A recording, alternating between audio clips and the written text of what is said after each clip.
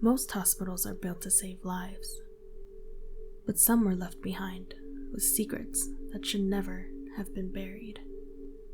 In the quiet that follows abandonment, not everything stays dead. And tonight, on Liminal Hour, these are 3 horrifying tales from forgotten hospitals where reality breaks down and the silence watches back.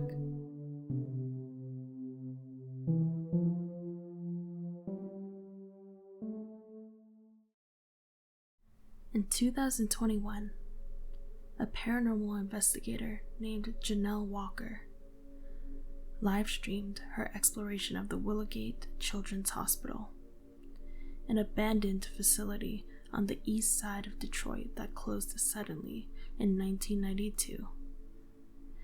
The story was simple on paper, just budget cuts and staff shortages.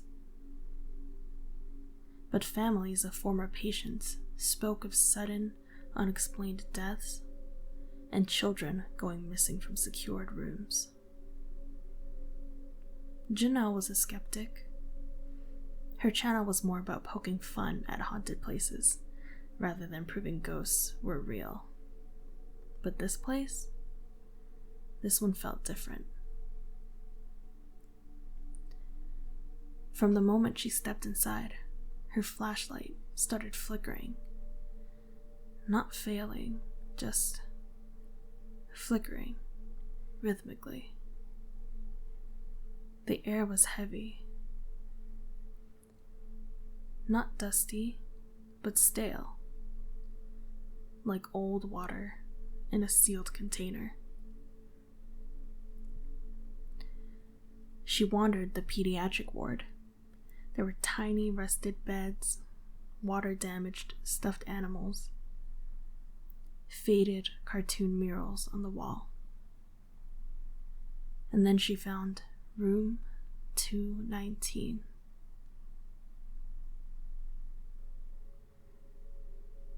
The door was jammed, but she forced it open and stepped into what had once been a nurse's supply room. Hidden behind a set of toppled medicine cabinets, wrapped in an old flannel baby blanket, was a leather-bound logbook.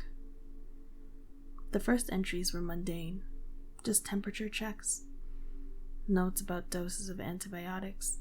Then,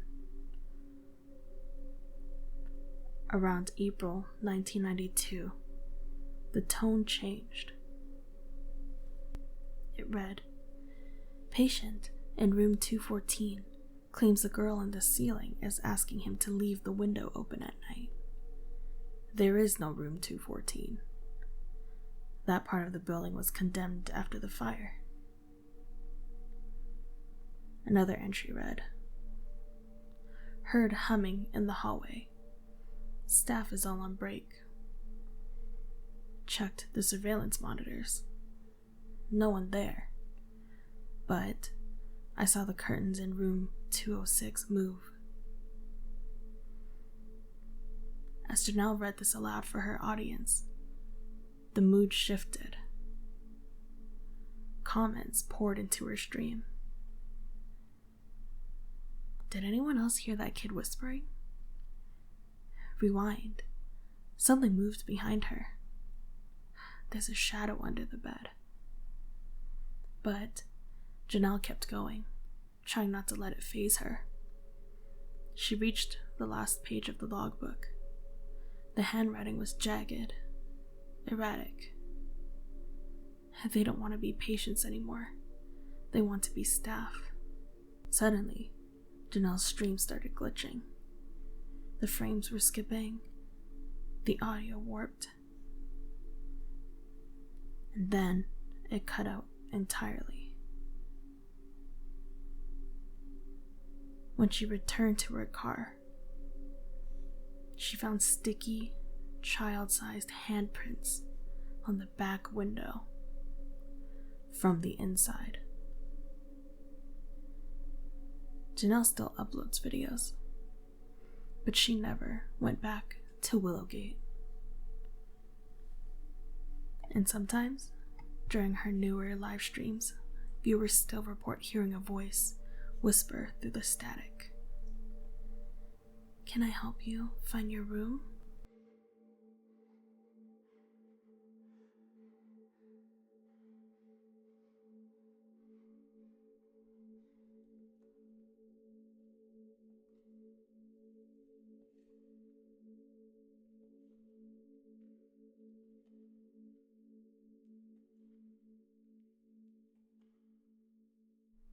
In early 2015, a registered nurse named Elena Gomez was hired on a temporary contract by the City Historical Society. Her assignment was simple on paper: help document and catalog medical artifacts left behind in St. Bellamy General Hospital, an aging building that had been closed since 1993 after a wing suffered fire damage, and the entire site was deemed unsafe.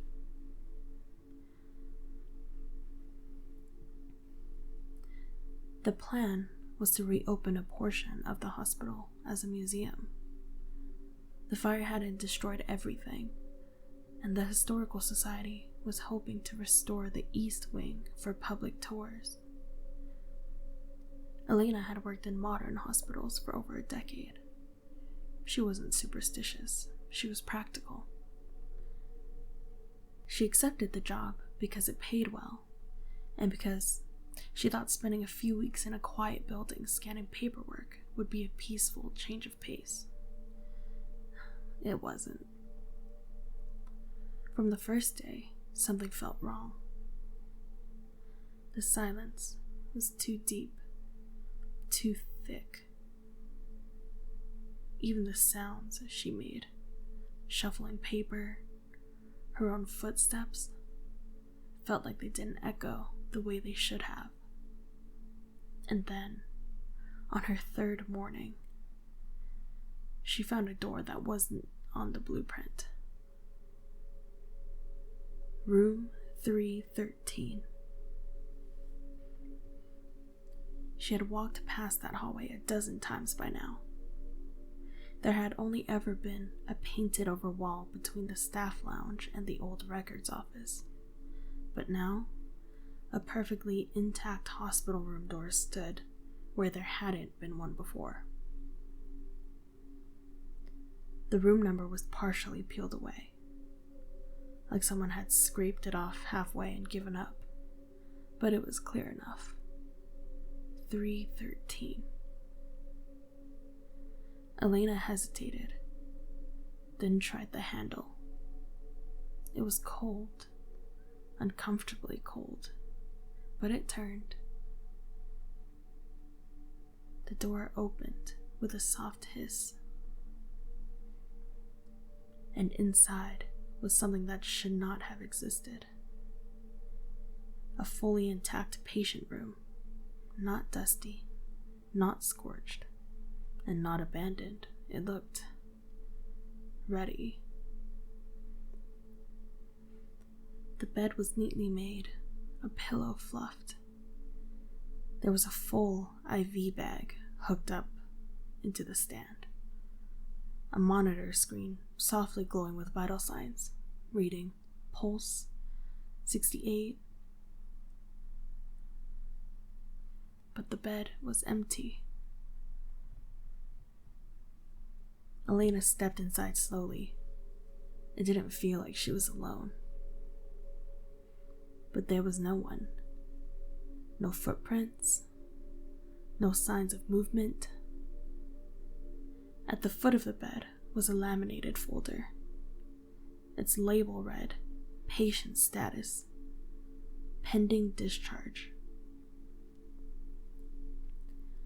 Inside were several pages, but no name, no diagnosis. Just basic vitals and a short, handwritten note that made her blood run cold. Do not wake until room cleared for release. Elena backed out, trying to keep calm.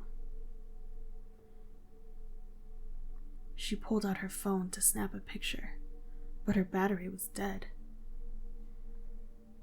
This was strange because she could have sworn it was about 87% just minutes earlier. She left the room, heart pounding, and returned to her temporary office to report what she found. But when she brought her supervisor back down the hallway about 20 minutes later, Room 313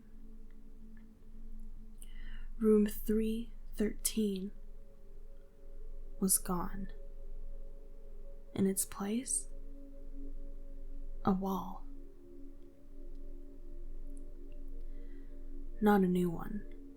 An old, water-stained patchwork wall that looked like it had never been touched.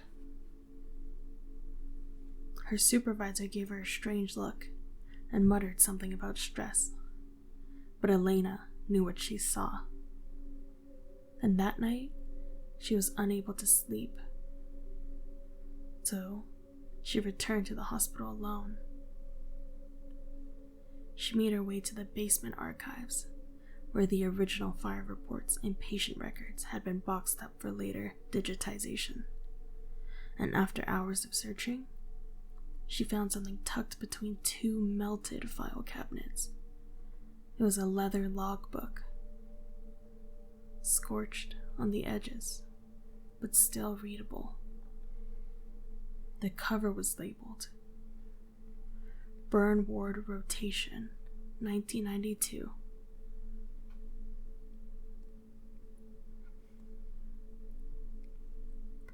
She flipped towards the final pages. Most entries were mundane. Bad checks, medicine doses, incident logs. But on the very last page, in faded red ink, was a single name. Patient 313. No full name, no ID. Just a status note beside it. Long-term coma. Room sealed. Not cleared for discharge. Elena froze. In the silence of the basement, she could hear it again. That slow, steady beep of a heart monitor. Coming from nowhere, yet coming from everywhere. She slammed the book shut and turned to leave. And just as she reached the basement exit door, she noticed something taped to the back in curled, yellowed masking tape. A torn hospital wristband. And beneath it, a sticky note. Handwritten in the same jagged lettering as the chart upstairs, it read, "You've been approved for transfer." She never returned to St. Bellamy. But sometimes, when she closed her eyes, she swears she can still hear that heart monitor beeping.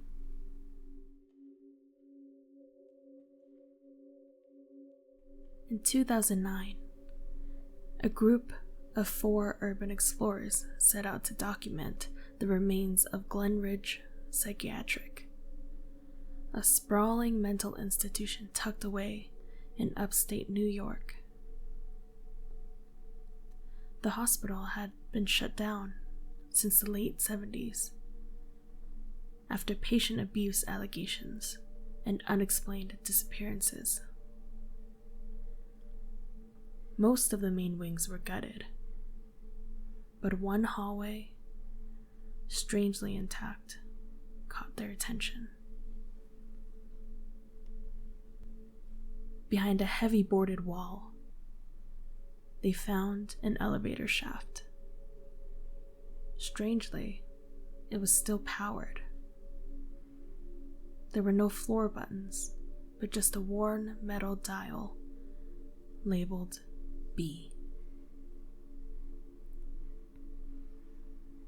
They figured that this stood for basement level. and naturally curious, they decided to go down.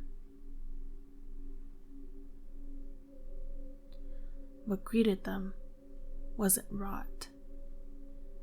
It was sterility, cold, fluorescent lights flickering to life, rooms stocked with supplies, tables prepared for operations, and glass windows where it looks like someone had scratched the inside with and glass windows where someone had scratched the inside.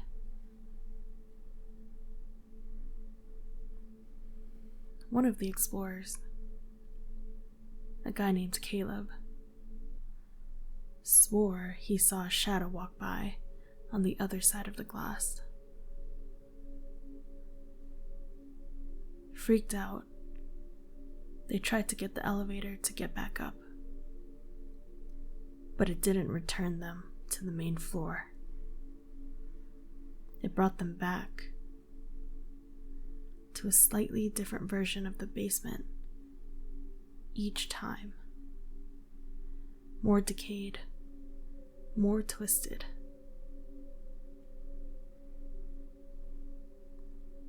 In one version, Caleb wasn't with them anymore, and they never found him.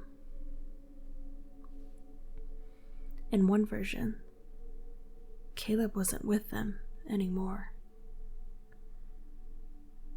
and they never found him.